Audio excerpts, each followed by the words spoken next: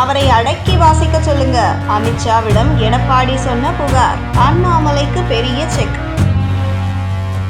News 10 Tamil நேயர்களுக்கு வணக்கம். எதிர்க்கட்சி தலைவர் எடப்பாடி பழனிசாமி தமிழக பாஜகவில் ஒரு பிரிவினர் அதிமுக கூட்டணிக்கு எதிராக செயல்படுவதாக கருதுகிறார். இதுகுறித்து நேற்று டெல்லி பயணத்தின் போது மத்திய உள்துறை அமைச்சர் அமித்ஷாவை சந்தித்த பழனிசாமி அண்ணாமலை மீது பல புகார்களை அடுக்கி ஒரு முக்கிய ஆவணத்தையும் அளித்ததாக தகவல்கள் தெரிவிக்கின்றன. தமிழக பாஜகவின் தலைவராக நயினார் நாகேந்திரன் இருந்தாலும் முன்னாள் தலைவர் அண்ணாமலையின் செல்வாக்கு கட்சிக்குள் இன்னும் கணிசமாக இருப்பதாக அரசியல் வட்டாரங்கள் சுட்டிக்காட்டுகின்றன. இது தமிழக அரசியல் களத்தில் ஒரு புதிய விவாதத்தை கிளப்பியுள்ளது. குறிப்பாக அண்ணாமலைக்கு நெருக்கமான சிலர் அதிமுக கூட்டணிக்கு எதிராக செயல்படுவதாக கூறப்படுகிறது. அண்ணாமலையின் செல்வாக்கு டெல்லி அளவில் வலுவாக இருப்பதால் தமிழக பாஜகவின் முக்கிய முடிவுகளில் அவர் தொடர்ந்து ஆதிக்கம் செலுத்துகிறார் என அரசியல் விமர்சகர்கள் தெரிவிக்கின்றனர். மேலும் அண்ணாமலைக்கு திமுக வட்டாரத்திலும் நல்ல ஆதரவு இருப்பதாக கூறப்படுகிறது. கட்சி தலைவராக நயினார் நாகேந்திரன் பொறுப்பு வகித்தாலும் பல முக்கிய விவகாரங்களில் அண்ணாமலையின் கருத்துக்கே முக்கியத்துவம் அளிக்கப்படுவதாக கட்சி வட்டாரங்கள் தெரிவிக்கின்றன.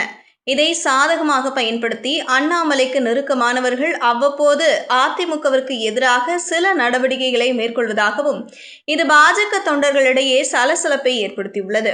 எடப்பாடி பழனிசாமி தோல்வியடைய வேண்டும் என்று பாஜகவில் ஒரு குழு செயல்படுவதாக கூறப்படுகிறது.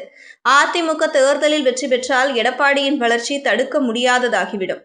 இது பாஜகவின் வளர்ச்சிக்கு தடையாக இருக்கும் என்பதே அக்குழுவினரின் கருத்தாக உள்ளது.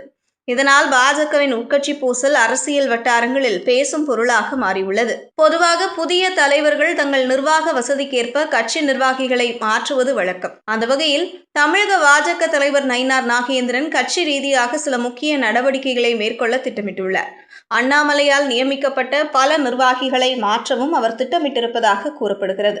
நயினார் நாகேந்திரன் திமுகவை கடுமையாக விமர்சிப்பது இல்லை என்றும் போராட்டங்களில் ஈடுபடுவது இல்லை என்றும் ஒரு குறைபாடு கட்சிக்குள் நிலவி வருவதாக கூறப்படுகிறது. இது கட்சிக்குள் கருத்து வேறுபாடுகளை தோற்றுவித்துள்ளது. சமீபத்தில் ராசா அமித்ஷாவை விமர்சித்த போது நயினார் பெரிய அளவில் கண்டுகொள்ளவில்லை. டெல்லி அழுத்தம் கொடுத்த பின்னரே அவர் போராட்டம் செய்தார். நயினாரின் இந்த அணுகுமுறையை அண்ணாமலை அமித்ஷாவிடம் நேரடியாக தெரிவித்ததாகவும் இதன் காரணமாக டெல்லி தரப்பும் நயினார் மீது அதிருப்தியில் இருப்பதாகவும் கூறப்படுகிறது. அரசியல் விமர்சகர்களின் கருத்துப்படி நயினார் தலைவராக இருந்தாலும் அவர் அணிந்திருக்கும் உடை அண்ணாமலையுடையது என்று சொல்லும் அளவிற்கு நிலைமை உள்ளதாக கூறப்படுகிறது.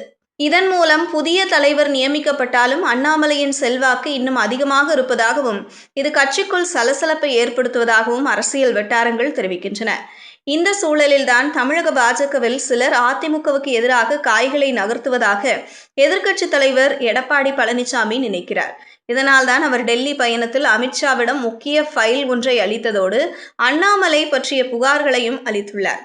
பாஜகவின் தற்போதைய தலைவராக நயினார் நாகேந்திரன் பொறுப்பு வகித்தாலும் முன்னாள் தலைவர் அண்ணாமலை இன்னும் கட்சிக்குள் கணிசமான வாக்குகளுடன் இருப்பதாகவும் அவரது ஆதரவாளர்கள் கூட்டணிக்கு எதிராக செயல்படுவதாகவும் பழனிசாமி புகார் கூறியுள்ளார்.